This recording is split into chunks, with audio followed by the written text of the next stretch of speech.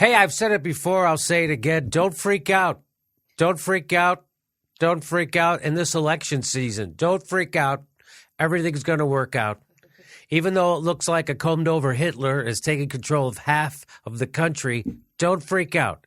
Don't freak out. Just remember, if Trump does become president, just set your watch back. Today is daylight savings time. So just remember, you set your watches back to 1953. And I've said it before. Think of the positives if Trump becomes president. We'll have twice as many drinking fountains. So right now, I saw this. Somebody tweeted this picture, and I think this is a pretty good picture that describes metaphor for what's happening in America right now. Right?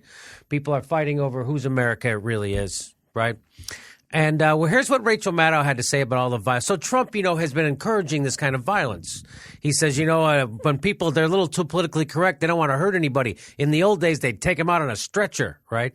So that's exactly what right-wing maniacs do, right-wing maniacs say. Here's what Rachel Maddow had to say about Donald Trump.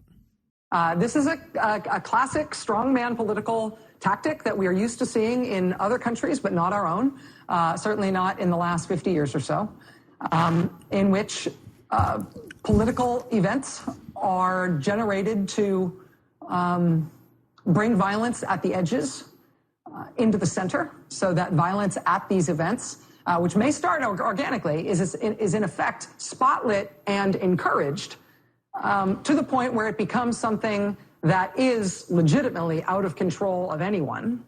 And then the spectacle of political violence is itself seen as something that is a problem that needs to be solved by this strongman character who incited the initial incidents in the first place. I mean, it's political science in a way. It's not something that we're used to seeing in American politics.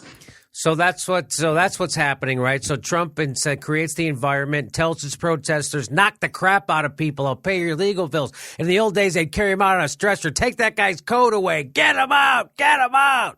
Let's not be so politically incorrect. I want to knock that guy in the head. All these things I've just said, he has said.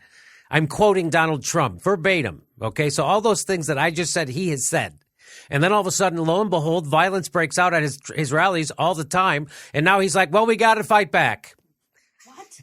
Now we got to. So now he's creating, just like Rachel said, this is like, this isn't new. It's new to America. This isn't new here, though. Okay.